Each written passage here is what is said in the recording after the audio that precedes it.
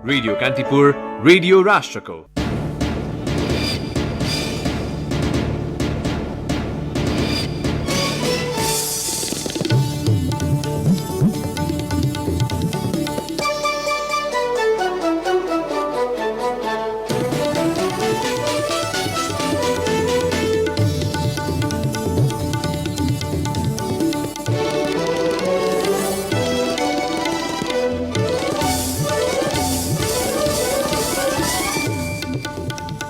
सरकारलाई चौतर्फी घेराबन्दीमा पारिएकाले बाध्य भएर प्रतिनिधि सभा विघटन गरेको प्रधानमन्त्री ओलीको स्पष्टोक्ति। प्रतिनिधि सभा विघटन गर्ने राष्ट्रपतिको निर्णय स्वीकार्य नरहेको बताउँदै अविलम्ब संसद अधिवेशन बोलाउन दाहाल नेपाल पक्षको माग। प्रतिनिधि सभा विघटन गर्ने सरकारको निर्णय विरुद्ध सर्वोच्च अदालतमा 11वटा मुद्दा दर्ता। कार्यकारी प्रमुखको स्वेच्छाचारी आचरणका कारण सिङ्गो मुलुक दुर्घटना उन्मुख भएको जानकारहरूको टिप्पणी। प्रतिनिधि सभा विघटन गर्ने सरकारी कदम असंवैधानिक र अलोकतान्त्रिक भएको नेकपा कांग्रेस र जसपा बैठकको ठहर। आन्तरिक छलफलपछि संयुक्त संघर्षका कार्यक्रम तय गर्ने निर्णय। कोभिड-19 को रूपान्तरित भाइरस देखा पर्न थालेको भन्दै दर्जन बढी मुलुकद्वारा बेलायतको यात्रामा प्रतिबन्ध। 48 घण्टाका लागि बेलायतसँगको सीमानाका बन्द गर्ने फ्रान्सको निर्णय। र इन्डियाका फास्ट बलर मोहम्मद सामीले चोटका कारण अस्ट्रेलिया विरुद्धको बाँकी टेस्ट नखेल्ने। न्यूजील्याण्ड विरुद्धको पहिलो टेस्टमा पाकिस्तानका ओपनर द्वय आजम र उल हक उपस्थित नहुने। नमस्कार, कान्तिपुर डायरीका साथमा साथी बासु र म पार्वता। समाचार अब विस्तारमा। प्रधानमन्त्री केपी शर्मा ओलीले सरकारलाई चौतर्फी घेराबन्दीमा पारिएकाले बाध्य भएर प्रतिनिधि सभा विघटन गरेको बताउनु भएको छ। आज दिउँसो देशवासीका नाममा सम्बोधन गर्दै प्रधानमन्त्री ओलीले सरकारले गरेका कतिपय प्रस्तावमाथि संसदमा छलफल गर्न पनि नदिएकाले प्रतिनिधि सभा विघटन गरिएको दावी गर्नु भएको हो। सरकारले दूरगामी महत्वका काम गरेको छ। प्रतिकूलताका बीचमा पनि मुलुकले महत्वपूर्ण उपलब्धि हासिल गरेको छ। युगान्तकारी काम सुरु भएका छन्, तर विपक्षी दलहरूलाई पनि उसिनेर केही नेताहरू सरकारको अनन्त विरोध र नकारात्मक मनोविज्ञान सिर्जना गर्न उद्धत भइरहनु भयो। सरकारले प्रस्तुत गरेका कतिपय प्रस्तावमाथि सार्वभौम संसदलाई छलफल पनि गर्न नदिइकन जबरजस्ती रोकेर राख्यो। विगत केही महिना यता सरकार कस्तो कठिनाई बीच काम गर्न बाध्य भयो र कस्तो घेराबन्दीको शिकार भयो भन्ने बारेमा यहाँहरू अनभिज्ञ हुनुहुन्न भन्ने म ठान्दछु। नेकपा अध्यक्ष ओलीले लिपुले, कालापानी र लिम्पियाधुरा सहितको नक्सा प्रकाशन लगायतका राष्ट्रहितका थुप्रै काम हुँदा समेत सरकारलाई घेराबन्दीमा पारिनु विडम्बनापूर्ण भएको बताउनु भयो। उहाँले सम्बोधनका क्रममा सत्ता पक्षकै कतिपय नेता प्रतिपक्षी दलका नेताभन्दा आक्रामक रूपमा लागेको पनि आरोप लगाउनु भयो। प्रधानमन्त्री ओलीले प्रधानमन्त्री बन्ने तयारीमा रहेका पार्टीका नेता र प्रतिपक्षी दललाई पनि नयाँ निर्वाचनले आफ्नो लोकप्रियता मापनका लागि सहयोग गर्ने दावी गर्नुभयो। निर्वाचनको घोषणाले पार्टी एकतालाई बलियो बनाउने अपेक्षा गरेको छु। पार्टी पहिलो शक्ति बन्नुमा, पार्टी एकता हुनुमा र पार्टीले विशाल जनसमर्थन प्राप्त गर्नुमा केपी ओलीको कुनै योगदान छैन। हामी पो निर्णायक हौं भन्ने कमरेडहरूलाई पनि लोकप्रियता र क्षमताको मापन गर्ने यसले अवसर दिनेछ। प्रधानमन्त्री बन्न व्यग्र प्रतीक्षामा वा प्रयासमा रहनुभएका नेताहरूलाई पनि ताजा जनादेशले विकल्प दिनेछ। प्रतिपक्षी दललाई पनि आफ्ना एजेन्डा जनताबीच लैजान अवसर प्रदान गर्नेछ। सरकार संविधान कार्यान्वयनका लागि नयाँ कानून निर्माण, संघीयताको कार्यान्वयन र मुलुकको सामाजिक आर्थिक रूपान्तरणमा केन्द्रित रहेको उहाँको भनाइ थियो।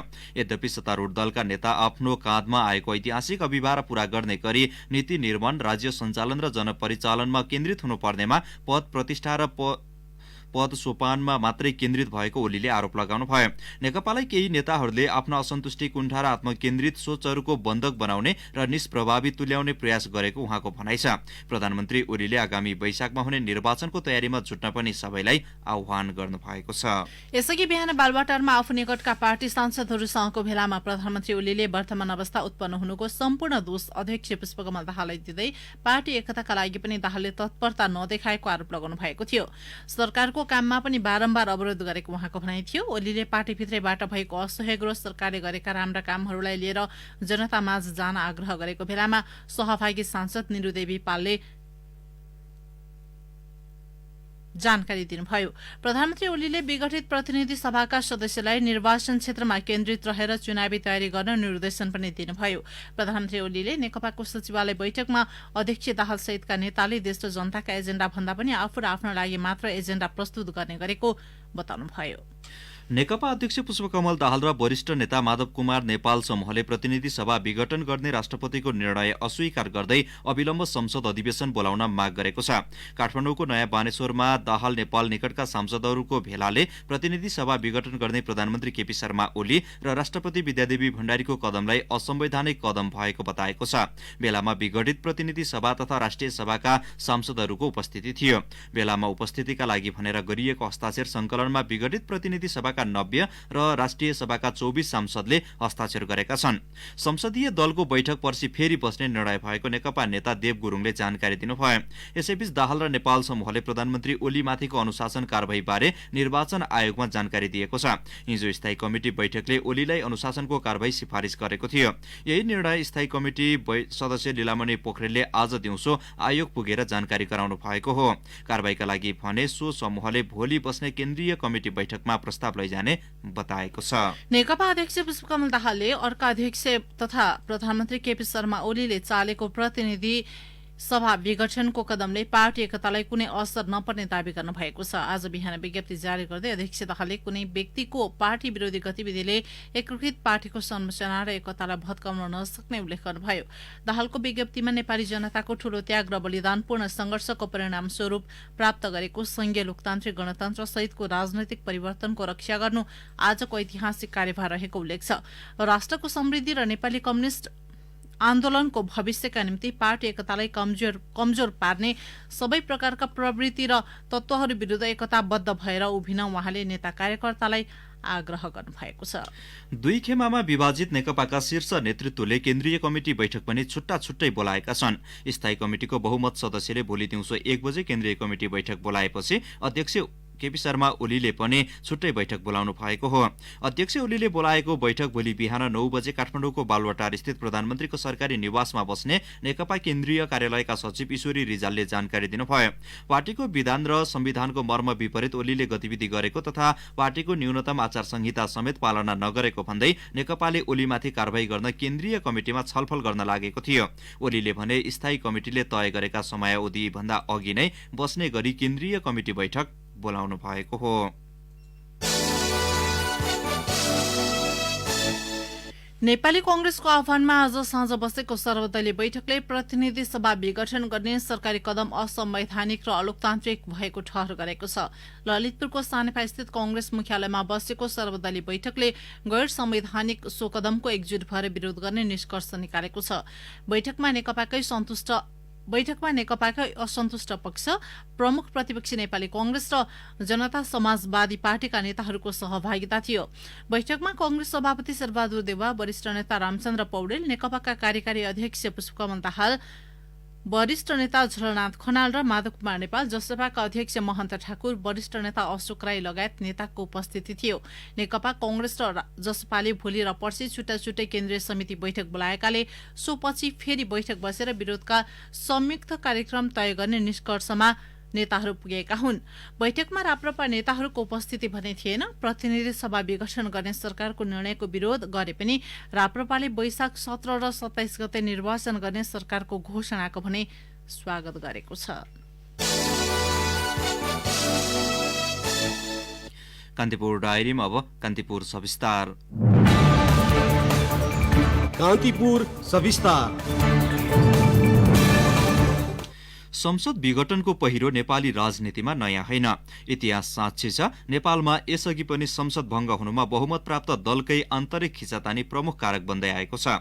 तर समृद्ध नेपाल र सुखी नेपालीको परिकल्पना गरेका प्रधानमन्त्री केपी शर्मा ओलीले आफू विरुद्ध अविश्वासको प्रस्ताव आउने देखेर प्रतिनिधि सभा विघटन गरेपछि जनमतको घोर अपमान भएको विश्लेषण हुन थालेको छ। मनै राज्य र मनै सर्वेसर्वा भन्ने शासकको स्वेच्छाचारी आचरणका कारण सिङ्गो मुलुक दुर्घटना उन्मुख हुनु चाहिँ दुःखद हो। 2048 को संसदीय निर्वाचनमा नेपाली कांग्रेसले प्राप्त गरेको बहुमत धेरै समय टिकेन। 2051 सालमा तत्कालीन प्रधानमन्त्री गिरिजाप्रसाद कोइरालाले सरकारको नीति तथा कार्यक्रम फेल भएपछि संसद भङ्ग गरे। मध्यावधि निर्वाचनमा कसैको स्पष्ट बहुमत आएन र एमाले नेता मनमोहन अधिकारीको नेतृत्वमा अल्पमतको सरकार बन्यो। अधिकारी नेतृत्वको सरकार विरुद्धमा तत्कालीन विपक्षी नेपाली कांग्रेसले अविश्वासको प्रस्ताव दर्ता गर्यो। प्रधानमन्त्री अधिकारीले संसद विघटन गरे तर अदालतले उल्टाइदियो। 2056 को निर्वाचनमा कांग्रेसले 111 सिट जित्यो। एमाले 71 सिट हात पारेको थियो। यो बहुमत पनि कांग्रेसलाई फापेन। 2059 मा शेरबहादुर देउवाले संसद भंग गरे र निर्वाचन घोषणा गरे, तर निर्वाचन हुन सकेन। संकटकाल लाग्यो र देश राजाको प्रत्यक्ष शासनतर्फ गयो। व्यवस्थापिका संसद मात्र होइन, 2069 सालमा जब माओवादी नेतृत्वको सरकारका प्रधानमन्त्री बाबुराम भट्टराईले संविधान सभाको विघटन गरी नयाँ निर्वाचनको मिति घोषणा गरे, तर त्यो कार्यान्वयन भएन। दोस्रो पटक संविधान सभाको निर्वाचनपछि संविधान जारी भयो। सोही संविधानको परिकल्पना अनुसार केपी शर्मा ओली अहिले प्रधानमन्त्री भएका हुन्। ओली व्यवस्था विरोधी भएको बुझाइ छ राजनीतिक विश्लेषक राजेन्द्र महर्जनको। प्रधानमन्त्रीको विचार र व्यवहार हेर्दाखेरि उनी गणतन्त्र, लोकतन्त्र, त्यसै संघीयता, धर्मनिरपेक्षता र के हदसम्म समावेशिताको पनि विरोधी रहेको कुरा उनको विचारबाटै पनि प्रश्न भएको। उनले पटक पटक जनआन्दोलनको विरुद्ध चाहिँ खनिएकै थिए। पछिल्लो चरणमा मधेस आन्दोलन विरुद्ध पनि उनले एक खालको द्वेष भाव राखेर आँप झरेर केही फरक हुँदैन भन्ने खालको अभिव्यक्ति दिएकै थिए। भनेपछि जनताको आन्दोलन र जनताले संघीयताको माग गर्दाखेरि पनि उनी विरोधमा थिए भन्ने कुराको एउटा प्रमाण उनकै आफ्नै बोलाइ पनि हो। 2047 सालको संविधानमा जस्तो विशेषाधिकार प्रधानमन्त्रीलाई अहिलेको संविधानले दिएको छैन। संसदबाट अर्को सरकार गठनको बाटो बन्द भएमा मात्रै विघटन हुने हो। राजनीतिक स्थिरताका लागि गरिएका यी संवैधानिक तथा कानूनी अनुबन्ध र तिनको पृष्ठभूमि ओलीलाई थाहा नभएको भने होइन। राजनीतिक स्थायित्वको आकर्षक नारा दिएर सत्तामा पुगेका ओली जिम्मेवारी पूरा गर्नबाट च्युत भएको राजनीतिक विश्लेषक डाक्टर सुरेन्द्र लाभको बुझाइ छ। अहिलेको जुन कदम छ भन्नुहोस् त्यो संविधान विपरीत छ भने त्यसको खोजी नीति पनि त संविधानमै हुनु पर्यो। यसको अर्थ के छ भने संविधान कहीँ न कहीँ त्रुटिपूर्ण छ, कहीँ न कहीँ त्यो लगाम लगाउने हामी कहाँ उपकरण छैन। त्यस्तो उपकरणको व्यवस्था संविधानमै गर्नुपर्ने हुन्छ। अरू संस्थामा विश्वास छैन, तर संसद र संविधान दुईटा धेरै महत्त्वपूर्ण छ। त्यसलाई अझ पावरफुल बनाउनु पर्ने आवश्यकता छ। संसदमा अझ पावर दिनुपर्ने आवश्यकता छ। संसद बैठक नबसेको समयको लाभ उठाउँदै राजनीतिक दल फुटाउने कानून अध्यादेश मार्फत संशोधन गर्ने असफल प्रयास गरेका ओलीले त्यति बेलै आफ्नो अभिष्ट कति कुरूप र आत्मकेन्द्रित छ भन्ने छनक दिइसकेका थिए। 62-63 को जनआन्दोलन प्रति अनिच्छा र अविश्वास प्रकट गरेका ओली त्यही आन्दोलनको तागतमा लेखिएको संविधान कार्यान्वयन गर्ने ठाउँमा हुनु सायद इतिहास प्रति नै बेइन्साफी भएको ठान्छन् विश्लेषक डाक्टर लाभ। कस्तो मान्छेको हातमा यो संविधान कार्यान्वयन पर्यो भने संविधानको मूल मर्मको विपरीतमा जाने मान्छेको हातमा पर्यो। के आधारमा पर्यो भने त्यति बेला खोको राष्ट्रवाद, महेन्द्रीय राष्ट्रवादको जुन एउटा उजागर गर्न पाए त्यसमा जनता भुलिहाले। प्रतिनिधि सभा विघटन गर्नुको कारण बारे ओलीले सोमबार गरेको सम्बोधनले पनि धेरै विषयको पटाक्षेप गर्छ। आफू विरुद्ध अविश्वासको प्रस्ताव आउने चाल पाएपछि प्रतिनिधि सभा विघटन गरेको भनेर प्रधानमन्त्री स्वयंले स्वीकारेपछि त्यसमा थप दुवा दशको दरकार नै छैन। ओलीको अहमताले मुलुकमा राजनीतिक अस्थिरताको बीजारोपण भएको बताउँछन् अर्का विश्लेषक उद्धव प्याकुरेल। जुन लोकतान्त्रिक चरित्र नेतृत्वमा हुनुपर्ने थियो त्यो नभएको कारणले नै अहिले यो देखिरहेको छ। ओलीजीकै अहिलेको कुरा हेर्नुहुन्छ भने उहाँ प्रधान न्यायाधीशसँग पावर सेयरिङको लागि तयार हुनुहुन्छ, तर आफूलाई नै भोट दिएर आफूलाई जिताएको मान्छेसँग पावर सेयर गर्नुहुन्न। त्यो कुरा हिजो देउबाजीमा पनि लागू हुन्थ्यो, त्यो कुरा अरू तपाईँले रिफर गरेको पनि कुरा हुन्थ्यो। भन्दाखेरि हामीमा एक प्रकारको अनावश्यक इगो छ जुन चाहिँ लोकतान्त्रिक चरित्रमा जानुभन्दा बरु आफ्नै मान्छेलाई चाहिँ सकाएर भने नि अरूको पोल्टामा पुर्याइदिने त्यसैको चाहिँ परिणति हो जस्तो लाग्छ मलाई। कि त छैनस् कि म छैन भन्ने ओलीको अहमताले मुलुक अर्को दुर्घटनातर्फ गएको छ। ओलीको गल्तीमा राष्ट्रपति समेत साक्षी भएपछि करेक्सन गर्ने जिम्मा अब अदालतको हो, तर अदालत बर्खे खोला जस्तै हो। कुन किताको खेत बगाउँछ र कुन किताको खेत जोगाउँछ त्यो हेर्न बाँकी नै छ। रेडियो कान्तिपुरका लागि प्रिन्स गौतम।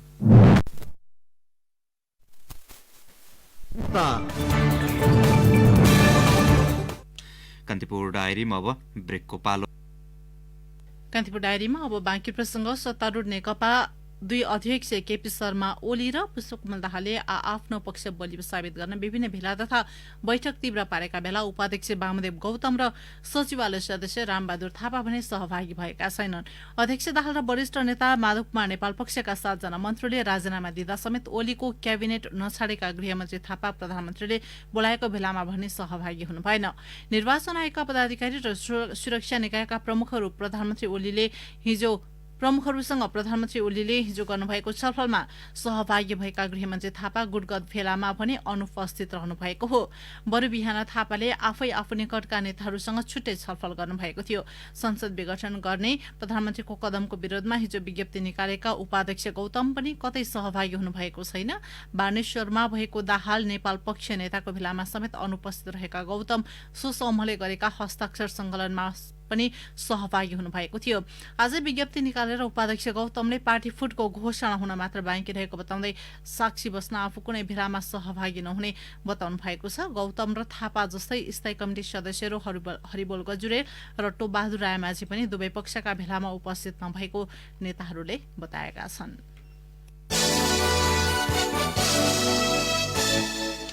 प्रतिनिधि सभा विघटनको सरकारी निर्णय बदरको माग गर्दै सर्वोच्च अदालतमा 11वटा रिट दायर भएको छ। हिजो र आज गरी संवैधानिक इजलासतर्फ एउटा र साधारण इजलासतर्फ 10वटा रिट दायर भएको हो। संवैधानिक इजलासतर्फ सन्तोष भण्डारीले दायर गरेको रिटमा संविधानको धारा 76 विकल्पबाट सरकार गठन हुन नसक्दा मात्र संसद विघटन हुने प्रावधान रहेको लेख्छ। रिटमा कानूनी शासनको धज्जी उडाउने भावनाबाट प्रेरित भएको र राष्ट्रलाई गहिरो संकटमा लैजाने निश्चित भएको लेख्छ। यस्तै साधारण इजलासतर्फ परेका 10वटा रिटमा मनोगत लहरका आधारमा संसद विघटन नहुने, धारा 76मा 4 विकल्प तथा पूर्व शर्त रहेको र त्यसको अभ्यास नगरी विघटनको सिफारिस गर्न नमिल्ने उल्लेख गरिएको छ। धारा 85 निरपेक्ष धारा नभएर धारा 76 को सापेक्षतामा क्रियाशील हुने, संसद विघटन गर्ने प्रधानमन्त्रीको विशेष अधिकार नभएर शर्त सहित अधिकार भएका लगायत अन्य विविध विषय समेटेर रिट दायर भएको हो। यस्तै संसद विघटनको निर्णय प्रधानमन्त्रीले अविश्वासको प्रस्तावको सामना गर्नुपर्ला र पच्युत भइएला भन्ने दुराशय राखी सिफारिस गरिएको पनि रिटमा उल्लेख छ। साधारण इजलासतर्फ अधिवक्ताहरू कञ्चन कृष्ण नेउपाने, सुलभ खरेल, लोकेन्द्र बहादुर ओली, ज्ञानेन्द्र आरन, शालिग्राम सापकोटा, कमल बहादुर खत्री, मणिराम उपाध्याय, दिनेश त्रिपाठी, अमिता गौतम पौडेल र कृष्ण प्रसाद शर्माले रिट दायर गरेका छन्। पछिल्लो 24 घण्टामा नेपालमा थप 742 जनामा कोरोना भाइरसको संक्रमण पुष्टि भएको छ। स्वास्थ्य तथा जनसंख्या मन्त्रालयका अनुसार आज 448 पुरुष र 294 जना महिलामा संक्रमण देखिएको हो। मन्त्रालयका अनुसार आज थपिएका सँगै नेपालमा कोरोना संक्रमितको कुल संख्या 2,54,514 पुगेको छ। काठमाडौँ उपत्यकामा मात्र 311 जना संक्रमित थपिएका छन्। काठमाडौँमा 235, ललितपुरमा 55 र भक्तपुरमा 21 जनामा संक्रमण देखिएको हो। यस्तै पछिल्लो 24 घण्टामा 1079 जना कोरोना संक्रमण मुक्त भएर डिस्चार्ज भएका छन्। नेपालमा हालसम्म कोरोना संक्रमणबाट मुक्त हुनेको संख्या 2,44,743 जना पुगेको मन्त्रालयले जनाएको छ। नेपालमा कोरोनाका सक्रिय संक्रमितको संख्या 7,976 पुगेको छ। त्यस्तै पछिल्लो 24 घण्टामा नेपालमा थप 7 जनाको कोरोना संक्रमणका कारण मृत्यु भएको छ। यो सँगै नेपालमा कोरोना संक्रमणबाट मृत्यु हुनेको संख्या 1,795 पुगेको मन्त्रालयले जनाएको छ। अब केही समाचार संक्षेपमा। पूर्व राष्ट्रपति डाक्टर रामवरण यादवले प्रतिनिधि सभाको विघटन संवैधानिक, राजनीतिक र नैतिक रूपले गलत रहेको बताउनु भएको छ। मुलुकमा भइरहेको राजनीतिक र संवैधानिक घटनाले आफू दुखी र मर्माहत बनेको उहाँले सुनाउनु भयो।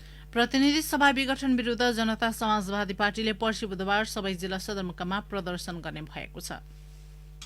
राष्ट्रिय प्रजातन्त्र पार्टी राप्रपाको केन्द्रीय कार्यसम्पादन समितिको बैठक काठमाडौँमा आज सुरु भएको छ। पहिलो दिन आज अध्यक्ष कमल थापाले संगठन सुदृढीकरण महाधिवेशन तयारी र भावी कार्यक्रम, अध्यक्ष पशुपति शमशेर राणाले राजनीतिक तथा अध्यक्ष प्रकाशचन्द्र लोहनीले मिशन र एजेण्डाबारे कार्यपत्र प्रस्तुत गर्नु भएको छ। त्रिवीले परीक्षा नियन्त्रण कार्यालय बल्खुमा आयोजना गरेको दीक्षान्त समारोहमा 83 जना मात्रै दीक्षित भएका छन्। टिकटक बनाउने क्रममा झोलुङ्गे पुलबाट खसेर गम्भीर घाइते भएका दाङको तुलसीपुर उपमहानगरपालिका 19 बिजौरीका 24 वर्षीय रमेश थापाको उपचारका क्रममा बाँकेस्थित कोहलपुर मेडिकल कलेजमा मृत्यु भएको छ। र स्वास्थ्य कर्मीलाई सरकारले उपलब्ध गराएको जोखिम भत्ता नगरपालिकाका कर्मचारीले बुझेको हुँदै जिल्ला अस्पताल दोलखाका स्वास्थ्य कर्मी आन्दोलित बनेका छन्।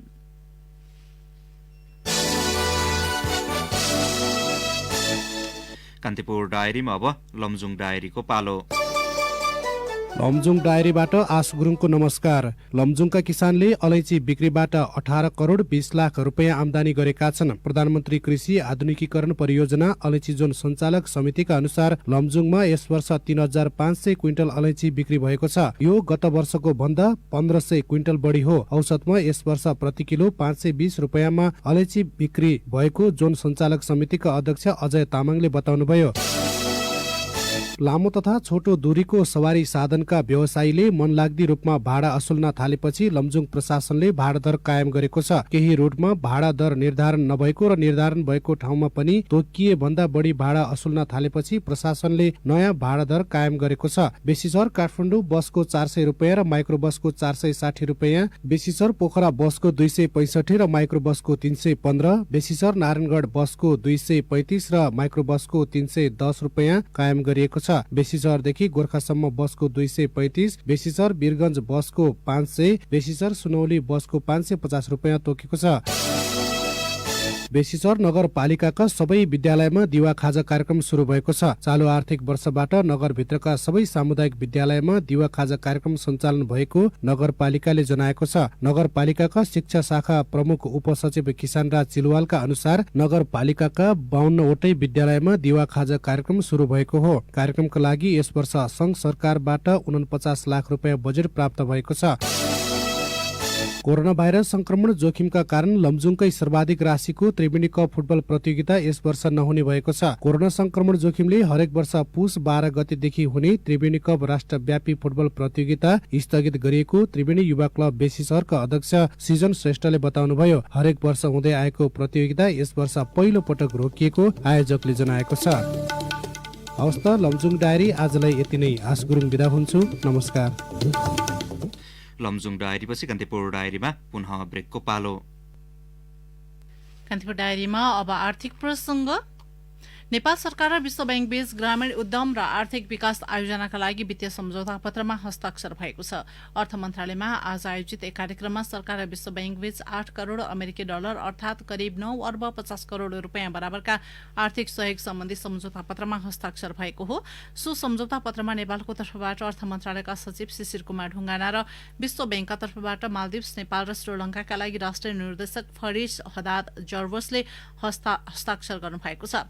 सो सम्झौतापछि ग्रामीण कृषि उत्पादनको बजार पहुँच र उद्यमशीलताको प्रवर्धन गर्दै कोरोना महामारीपछिको आर्थिक पुनरुत्थानलाई अभिवृद्धि गर्ने विश्वास गरिएको छ। कार्यक्रममा अर्थ सचिव ढुङ्गानाले आयोजना कार्यान्वयनपछि नेपालको कृषि र बजारको सम्बन्धलाई स्थापित गर्ने तथा कृषि व्यवसायमा बढ्ने प्रतिस्पर्धाले महामारीपछिको आर्थिक पुनरुत्थानलाई सघाउने बताउनुभयो। यो आयोजना 7 प्रदेशका मुख्य आर्थिक करिडोरमा कार्यान्वयन हुनेछ। कारोबारको पहिलो दिन उच्च अङ्कले ओह्रालो लागेको धितोपत्र बजारमा आज भने सुधार देखिएको छ।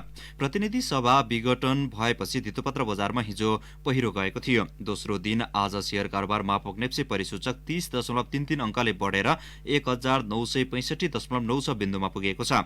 नेप्से उकालो लागे पनि कारोबार रकममा भने अघिल्लो दिनको तुलनामा झण्डै 2.5 अर्ब रुपियाँले गिरावट आएको छ। नेप्सेमा आज कुल 202 कम्पनीका 64,938 कारोबारबाट 1 करोड 23,82,482 किता शेयर किनिबेच भए, जस अन्तर्गत 6 अर्ब 69 करोड 88,74,000 रुपियाँ बराबरको कारोबार भएको छ। नेप्सेमा आज कारोबार भएका 12 मध्ये 9 वटा कम्पनी समूहको उपसूचक उकालो लागेको छ। सबैभन्दा धेरै उत्पादन तथा प्रशोधन समूहको उपसूचक 3.40% उकालो लागेको छ।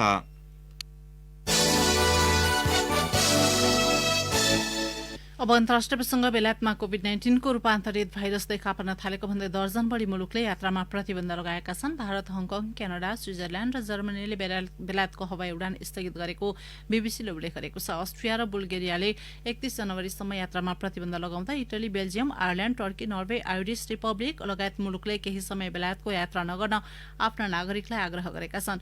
विभिन्न युरोपेली मुलुकले आफ्ना नागरिकलाई बेलायतको यात्रामा प्रतिबन्ध लगाएपछि ब्रसेल्समा युरोपेली संघ आबद्ध मुलुकहरूबीच छलफल छलफल भइरहेको छ। फ्रान्सले 48 घण्टाका लागि बेलायतसँगका सीमा नाका बन्द गरेको छ। बेलायतका स्वास्थ्य सचिव म्याट ह्यानककले कोरोना भाइरसको नयाँ संस्करण देखिएको र 70% बढी प्रसार दर रहेको भन्दै नियन्त्रणबाट बाहिर जाने चेतावनी दिनुभएको छ। बेलायतमा पछिल्लो 24 घण्टामा अहिलेसम्मकै सर्वाधिक 35,928 जनामा कोरोना संक्रमण पुष्टि भएको छ। यसैबीच अस्ट्रेलियाको सिडनीमा कोभिड-19 को प्रसार दर तीव्र बनेपछि अन्य राज्य र क्षेत्रमा सिडनीवासीलाई प्रवेश निषेध गरिएको छ। न्यू साउथ वेल्ससँग जोडिएका सीमा बन्द भएपछि क्रिसमसको समय पारेर पारिवारिक पुनर्मिलन गर्ने कतिपयको योजना तुहिएको छ। एयरलाइन्स कम्पनीले सिडनीबाट अन्य राज्य र शहरका लागि हुने उडान रद्द गरिदिएका छन्। पूर्वी अफ्रिकन मुलुक केन्याका सरकारी अस्पतालमा कार्यरत चिकित्सकले देशव्यापी हडताल शुरू गरेका छन्। अपर्याप्त बीमा सुरक्षा र सुरक्षात्मक सामग्री पीपी पर्याप्त नरहेको भन्दै उनीहरूले देशव्यापी हडताल गरेको अल जजिराले जनाएको छ। केन्या मेडिकल प्र्याक्टिसनर्स फार्मासिस्ट र दन्त चिकित्सक संघले माइक्रो ब्लगिङ साइट ट्विटर मार्फत हडतालको घोषणा गरेका हुन्। विगत 8 महिनादेखि आफूहरूले बीमा सुरक्षा र पीपी माग गर्दा पनि सरकारले व्यवस्था गरेको उनीहरूको आरोप छ। केन्या सरकारले स्वास्थ्य कर्मीहरूको हित सुरक्षा र स्वास्थ्यलाई व्यवस्था गरेको उनीहरूको भनाइ छ। अब खेल प्रसंग। इन्डियाका फास्ट बलर मोहम्मद सामीले चोटका कारण अस्ट्रेलिया विरुद्धको बाँकी टेस्ट नखेल्ने भएका छन्। पहिलो टेस्टको दोस्रो इनिङ्समा ब्याटिङका क्रममा उनले दायाँ हातमा चोट बोकेका थिए। इन्डियाले 36 रन मात्र बनाएको सो इनिङ्समा बलले लागेपछि उनको दायाँ हातको हड्डी भाँचिएको थियो। उनी 1 रनमा रिटायर भएका थिए। सो टेस्ट इन्डियाले 8 विकेटले हारेको थियो। भारतीय क्रिकेट बोर्डले बाँकी 3 टेस्टका लागि सामीको स्थानमा कसलाई टिममा बोलाउने भन्ने बारे यकिन गरेको छ। उनको स्थानमा कार्तिक त्यागी, टी नटराजन र शार्दुल ठाकुरको नाम चर्चामा छ। दोस्रो टेस्ट शनिबार मेलबर्नमा शुरू हुँदैछ। यस्तै पाकिस्तानका बाबर आजम र इमाम उल हकले न्यूजील्याण्ड विरुद्धको पहिलो टेस्ट खेल्न नपाउने भएका छन्। ट्रेनिङका दौरान औंलामा चोट बोकेपछि ओपनर द्वयले पहिलो टेस्ट गुमाउने भएका हुन्। पाकिस्तानी क्रिकेट बोर्डले मोहम्मद रिजवानलाई पहिलो पटक टेस्ट क्रिकेटको कमानी सुम्पिएको छ। पाकिस्तानले पहिलो पटक इमरान बटलाई टेस्ट टिममा बोलाएको छ।